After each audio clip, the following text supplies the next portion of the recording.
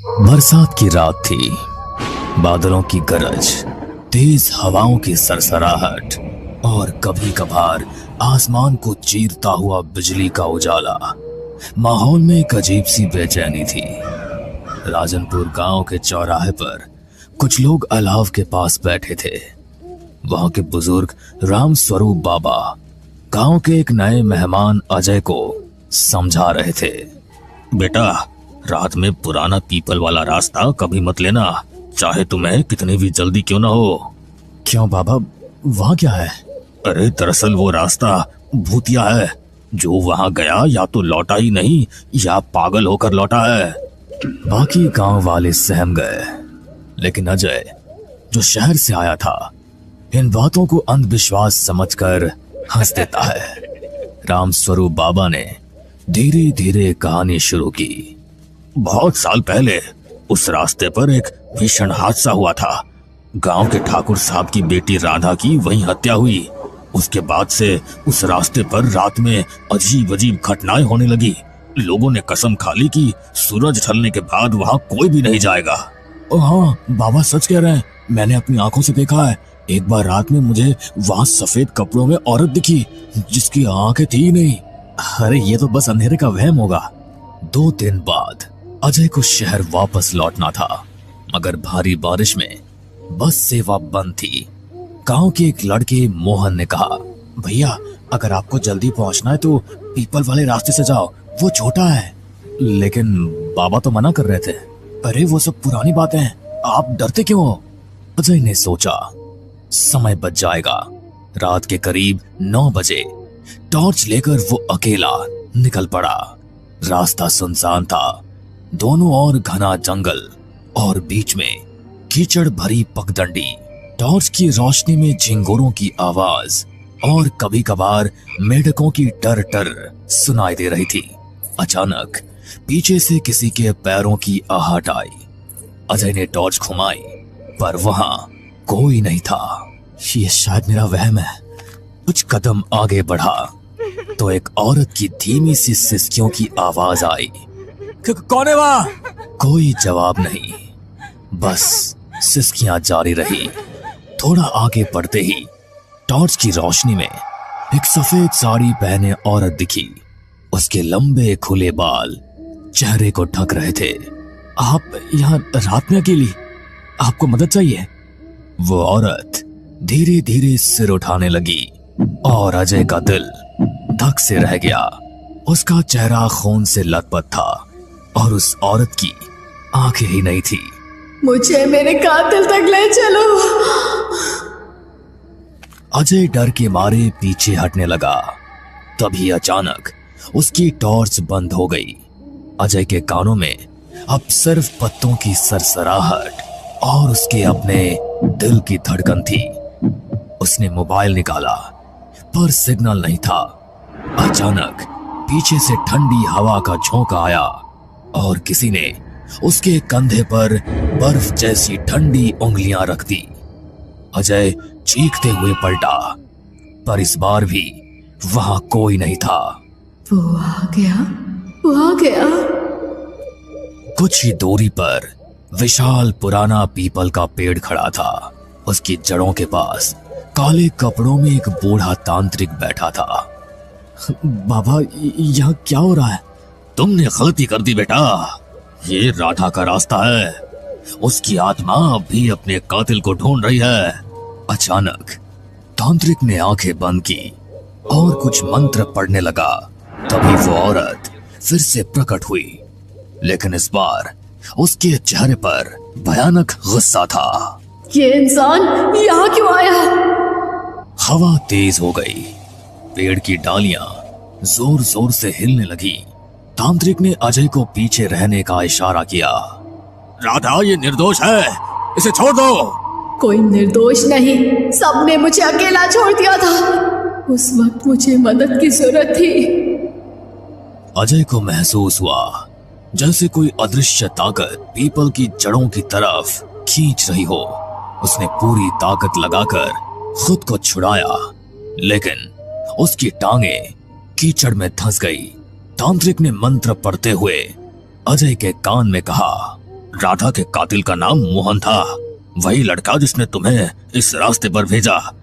अजय दंग रह गया। मोहन?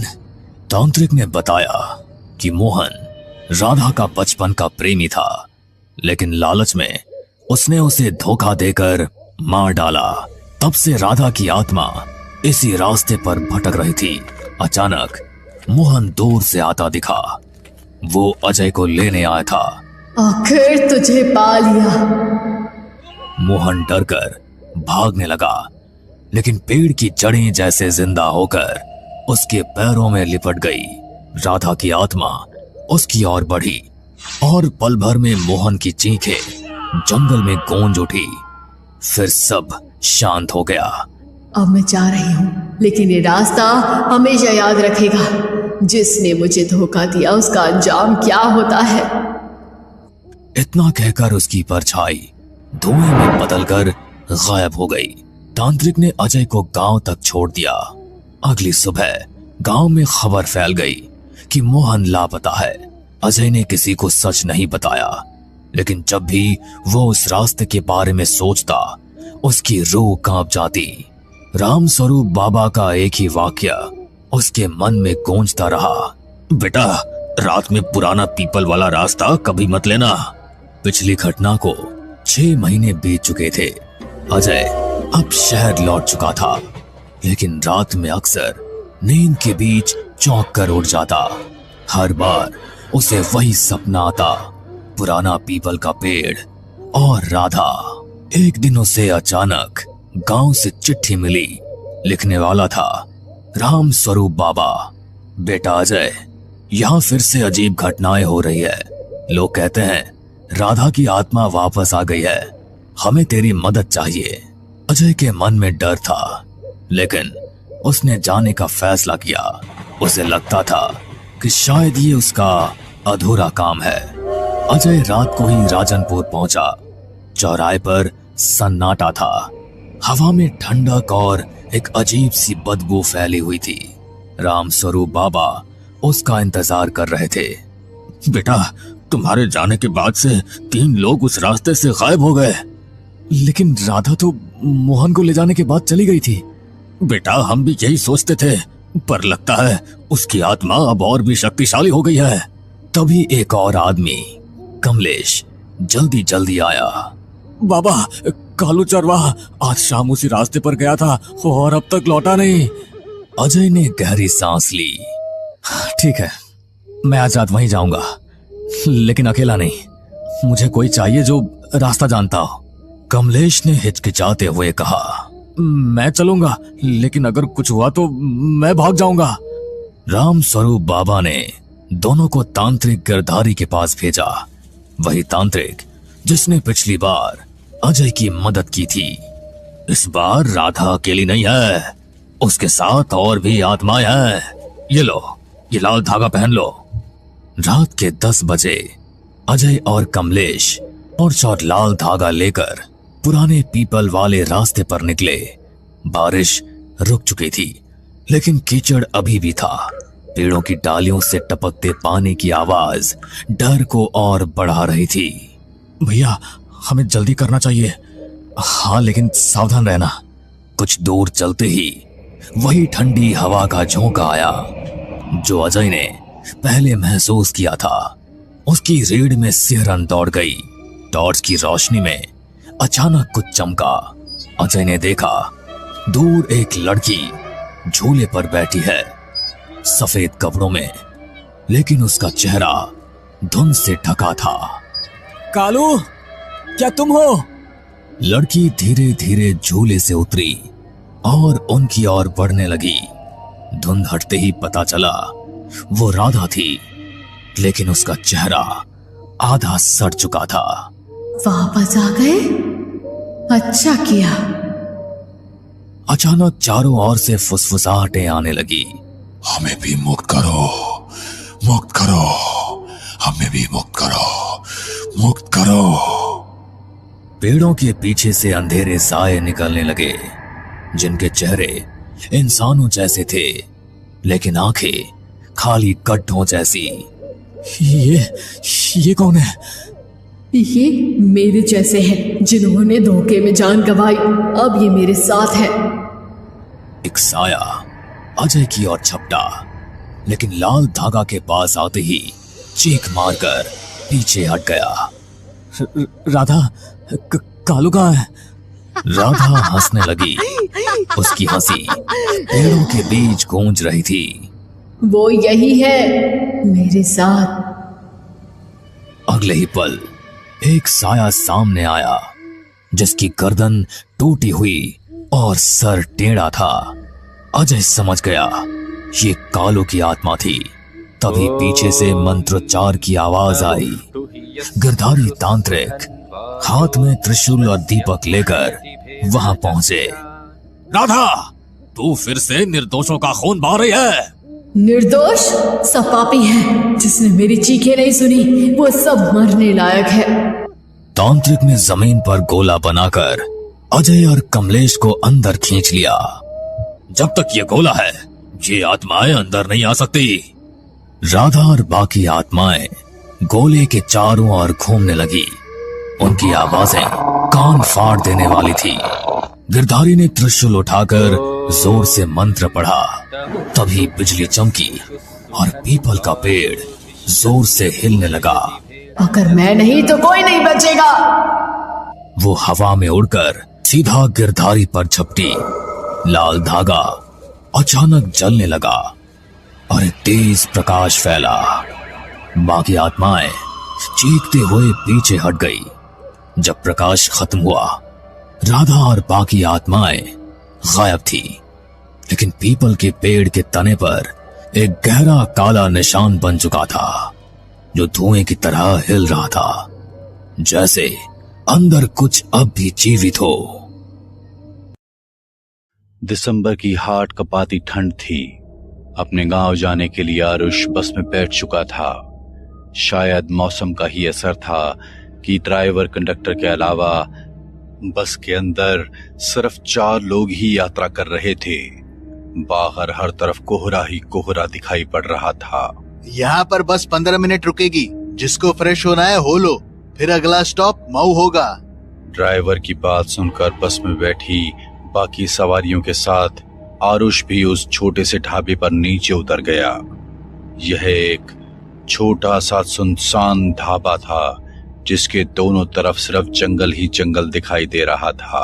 आरुष एक कप चाय पीने की इच्छा से ढाबे के अंदर पहुंच गया था। बस में बैठी बाकी की 3 सवारियां भी वॉशरूम की तरफ बढ़ गई थी। भाई, एक कप मसाला चाय देना। चाय तो है, लेकिन मसाला चाय अभी नहीं है। तो इसमें क्या दिक्कत है, फटाफट बना दो। अरे बाबूजी, आप रेस्टोरेंट में नहीं खड़े हैं, ये जंगल वाला ढाबा है, और आप जिस बस में आए हैं वो पूरे 7 मिनट में यहाँ से निकलने वाली है।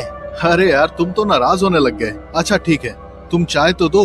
बस में कुल 4 सवारी है, उन्हें भी छोड़ जाएंगे क्या? दुकानदार से चाय का कूलर लेकर वह एक टेबल पर बैठकर चाय पीने लगा। कुछ मिनटों में उसने अपनी चाय खत्म की और ढाबे के बाहर आया तो देखा बस निकल गई है। धूल उड़ाती बस को जाते देख आरुष भी उसके पीछे दौड़ लगा देता है, लेकिन ड्राइवर बस नहीं रोकता। कुछ देर तक बस के पीछे दौड़ने के बाद आरुष वापस ढाबे की ओर मुड़ जाता है। ढाबे के पास आकर वह देखता है कि ढाबे का मालिक ताला लगाकर जा रहा है। अरे भाई, अभी तो बस 5 बजे हैं। अभी से ढाबे में ताला लगाकर कहाँ जा रहे हो? अरे तुम अभी तक यही हो? लगता है तुम्हारी बस छूट गई। अब तो तुम्हारा भगवान ही भला करे।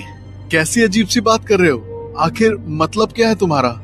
अरे सर, मैंने आपको बताया ना, ये ढाबा जंगल के बीचों बीच बना हुआ है।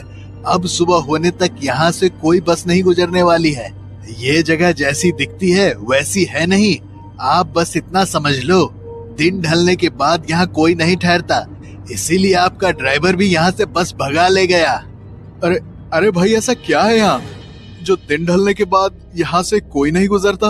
और उसकी बात का जवाब दिए बगैर ढाबे वाला अपने ढाबे में ताला लगाकर घड़ी की ओर देखते हुए तेजी से वहाँ से निकल जाता है। बड़ा ही अजीब आदमी था। शाम के 5 बजे ही ढाबा बंद करके भाग गया। ऊपर से पता नहीं बिन सर पैर की बातें कर रहा था। गांव के लोग अफवाह फैलाने में एक नंबर होते हैं, ये तो मानना पड़ेगा। आरुष अपना मोबाइल निकालकर अपनी लोकेशन को चेक करता है तो उसे पता चलता है कि हाईवे से लगते हुए आगे ही एक छोटा सा गांव है। यहाँ तो दोनों तरफ जंगल ही जंगल दिखाई दे रहा है। अगर ढाबे वाले की बात सच थी तो इसका मतलब है अब रात में इस रूट से कोई भी बस नहीं गुजरने वाली है। रात में इस जंगल की रोड पर रुकना सेफ नहीं होगा। ऐसा करता हूँ, गांव में जाकर मदद मांगने की कोशिश करता हूँ। हो सकता है वहाँ मुझे रुकने के लिए कोई जगह मिल जाए। आरुष जंगल वाले रास्ते पर तेज कदमों से चला जा रहा था। शाम के 5:30 बज चुके थे। सर्दियों के दिन होने के कारण दिन ढल चुका था और चारों ओर अंधेरे ने अपना कब्जा जमा लिया था। अंधेरे से रह रहकर आती जंगली जानवरों की रोने की भयानक आवाज उसके दिल को दहला रही थी। अरे यार, लगता है इस जंगल में जंगली जानवर भी हैं, तभी इतना भयानक आवाज सुनाई दे रही है। शायद इसी वजह से अंधेरा होने के बाद यहाँ से कोई बस नहीं गुजरती होगी। आरुष मन ही मन अटकलें लगाता आगे बढ़ रहा था कि तभी उसे सड़क के दूसरे छोर पर एक गांव दिखाई पड़ने लगता है। कैसा गांव है ये? बिल्कुल अंधेरे में डूबा हुआ है। ऐसा लगता है पूरे गांव में बिजली ही नहीं है।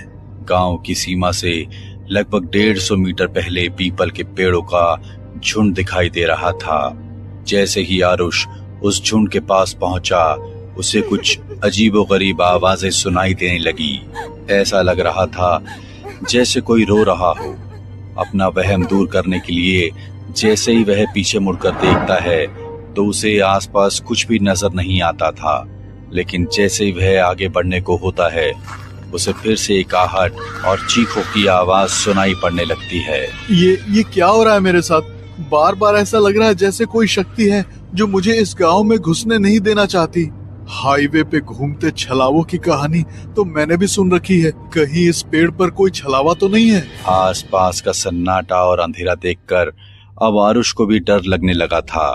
उसने कुछ ही कदम बढ़ाए थे कि तभी उसे पेड़ों के पीछे से झांकते किसी शख्स का आधा शरीर दिखाई दे जाता है।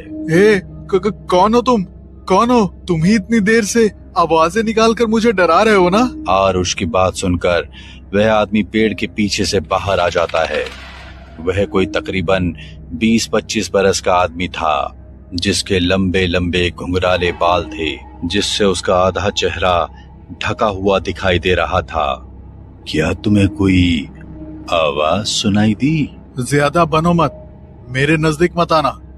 देखो, मैं अभी पुलिस का नंबर मिला दूंगा, दूर हटो। अरे मैं कोई चोर हूँ क्या जो तुम पुलिस को नंबर मिलाओगे? डरो मत, मैं भी डर के कारण ही यहाँ छुपा हुआ था। डर? आखिर किसका डर? देखो, मैं पास के गांव में रहता हूँ। आज मेरी भैंस चरते चरते न जाने कहाँ निकल गई। उसे खोजते खोजते दिन ढल गया और मैं इस मनहूस गांव के पास आकर अटक गया। अरे अटक गया से क्या मतलब है? जंगल में ऐसे पेड़ के पीछे छुपने से कुछ नहीं होगा। या तो सुबह तक तुम ठंड से अकड़ जाओगे या कोई लुटेरा तुम्हें मार कर फेंक जाएगा। चलो अंदर गांव में चलकर मदद मांगते हैं। अरे तुम्हारा दिमाग खराब है क्या? मैं इस गांव के आसपास भी नहीं जाने वाला और तुम्हें भी यही कहूंगा कि चले जाओ यहाँ से। ये आदमी क्यों नहीं चाहता है कि मैं गांव में जाकर मदद मांगूं? मुझे तो ये आदमी कुछ ठीक नहीं लग रहा। कहीं ये सच में कोई लुटेरा हुआ तो? ये भी हो सकता है कि ये कोई भूत प्रेत हो। ऐसे अचानक से पेड़ के पीछे प्रकट हो गया, मुझे इससे दूर ही रहना चाहिए। देखो भाई, तुम्हें अपनी भैंस बकरी जहाँ ढूंढनी है ढूंढो, मेरा रास्ता छोड़ो। मैं जाकर गांव में अपनी रात बिताने का इंतजाम कर लेता हूँ। तुम्हें सचेत करना मेरा काम था, बाकी जैसी तुम्हारी मर्जी। आरुष गहरे अंधेरे को देखते हुए तेज कदमों से गांव की सीमा में घुस गया था। सामने लगभग 200 मीटर की दूरी पर 2-3 कच्चे पक्के से घर दिखाई दे रहे थे। आरुष अपने मोबाइल की रोशनी में आगे बढ़ रहा था कि तभी उसे सामने के घर के बाहर लगे पेड़ के नीचे कोई महिला दिखाई दी। इससे पहले कि वो कुछ समझ पाता, अगले ही पल वह औरत जोर जोर से हंसते हुए पेड़ पर उल्टी लटकी हुई दिखाई देने लगती है। अब तो आरुष के पैरों के नीचे से जमीन सरक गई थी। वह उल्टे पांव वहां से भागते हुए फिर से उसी पीपल के पास पहुंचा तो वह आदमी उसे कुछ दूरी पर पैदल जाता हुआ दिखाई पड़ा। लगता है मुझसे गलती हो गई। वो आदमी ठीक कह रहा था, कुछ तो गड़बड़ जरूर है इस गांव में। आरुष दौड़ते हुए उस आदमी के पास पहुंचता है। आप ठीक कह रहे थे, वो गांव, वहाँ कुछ तो है। मैंने अपनी आंखों से एक औरत को पेड़ पर लटकते हुए देखा। मैं जो बताऊंगा उस पर यकीन कर पाओगे? क्यों नहीं, मुझे आप पूरी बात बताइए। आखिर इस गांव का क्या रहस्य है? जिसको तुमने अभी अभी पेड़ पर लटकते हुए देखा वो कोई औरत नहीं बल्कि प्रेत था। ये गांव पिछले 75 सालों से ऐसे ही खाली पड़ा हुआ था। यहाँ पर कोई नहीं रहता है। तो इस गांव में रहने वाले लोग आखिर कहाँ चले गए? आजादी से पहले की बात है। देश पर अंग्रेजी हुकूमत थी। उस अंग्रेजी हुकूमत में जो हिंदुस्तानी अंग्रेजों के तलवे चाटते थे वो ऐसे छोटे छोटे गांव पर राज किया करते थे। इस गांव में रहने वाली एक लड़की पर एक रोज अंग्रेज वायसराय की नजर पड़ गई। जब गांव के मुखिया को पता चला कि अंग्रेज अफसर गांव की लड़की को पसंद करता है तो उसने उस लड़की के बाप को खूब डराया धमकाया और उसकी बेटी को अफसर के साथ भेजने के लिए कहने लगा। भाइयों, आज मेरी बेटी पर उस अंग्रेज ने बुरी नजर डाली है। कल को ये किसी भी बहन बेटी के साथ हो सकता है। इसलिए हमें इस अंग्रेज से डरे बिना उसका सामना करना होगा। हमारी बहन बेटियों की इज्जत पर बात आए तो हम चुप नहीं बैठेंगे। हाँ, तुम बिल्कुल ठीक कह रहे हो। हम सब तुम्हारे साथ हैं। हम चुप नहीं बैठेंगे चुप। अगले ही दिन लड़की का पिता पास के गांव में जाकर अपनी बेटी का रिश्ता पक्का कर देता है और दूल्हा बारात लेकर गांव में पहुंच जाता है। हर तरफ खुशी का माहौल था। गांव के सारे लोग शादी में शरीक होने के लिए मंडप में जमा थे। दूल्हा घोड़ी पर बैठा हुआ था कि उसी क्षण मुखिया को यह खबर लग गई कि रूपा की शादी हो रही है। इन लोगों को इतनी हिम्मत हो गई है, मेरे समझाने पर भी ये रूपा की शादी करवा रहे हैं। इससे पहले कि वो गोरा मेरी खाल खींचे, मुझे इन्हें सबक सिखाना होगा। मुखिया अंग्रेज सैनिकों के साथ आधी रात को गांव में घुसा और रूपा के घर पर पेट्रोल को छिड़ककर चारों ओर से आग लगा दी। पूरा का पूरा गांव एक ही दिन में उस आग में खत्म हो गया। लेकिन मरने के बाद भी उन लोगों की आत्मा को शांति नहीं मिली और तब से लेकर आज तक वो लोग इस गांव में ही भटक रहे हैं। मुखिया और उसके सभी आदमियों को मारकर उन्होंने अपनी मौत का बदला तो ले लिया, लेकिन उस दिन के बाद ये गांव हमेशा के लिए शापित हो गया। इसलिए अंधेरा होने के बाद गांव की सीमा को पार करने का मतलब अपनी मौत को बुलाना। आज तक जो भी वहां गया कभी लौट कर नहीं आया।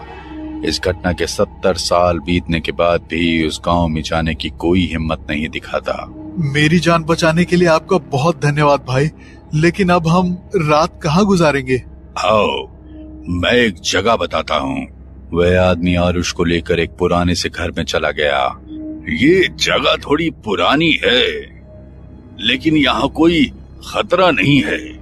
तुम सुबह तक यहाँ रुक सकते हो। गांव की खौफनाक कहानी सुनकर आरुष का रोया रोया डर से कांप रहा था, क्योंकि वो उस गांव की सीमा में पैर रखकर लौट आया था। अरे भाई, आपका नाम नहीं बताया आपने? किशन कुमार। आरुष को उस पुराने से मकान में छोड़कर किशन वहां से बाहर निकल गया। आरुष ने किसी तरह वो रात बिताई। सुबह बस के हॉर्न की आवाज से उसकी नींद खुल गई। लगता है सुबह हो गई। सुबह का उजाला उस टूटे फूटे पुराने कमरे को रोशन किए हुए था। कमरे में चारों ओर नजर दौड़ाते हुए अचानक आरुष की नजर शादी के कार्ड पर जाकर थम गई, जो सामने रखी कुछ किताबों के पास बिखरे थे। किसी की शादी का कार्ड लगता है। रूपा संग किशन, 22 दिसंबर 1946। आरुष का चेहरा डर से सफेद पड़ गया था। जिसके साथ आरुष ने रात बिताई थी वो कोई और नहीं, रूपा का दूल्हा किशन था। बाकी गांव वालों के साथ साथ वो भी आज तक भटक रहा था, लेकिन शायद उसके भटकने का मकसद अलग था। हमें पूरा यकीन है दोस्तों कि आप लोगों को ये कहानी जरूर पसंद आई होगी। अगर आपके साथ भी कुछ ऐसे अनकहे किस्से हो चुके हैं तो प्लीज हमारे साथ शेयर करें। हम जरूर अपने चैनल पर उनको दिखाएंगे। हमारी ईमेल आईडी नीचे डिस्क्रिप्शन बॉक्स में दी गई है, तो प्लीज हमारे वीडियो और चैनल को शेयर एंड सब्सक्राइब करें और बने रहे हमारे साथ ऐसे ही अनकहे किस्से और कहानियां सुनने के लिए।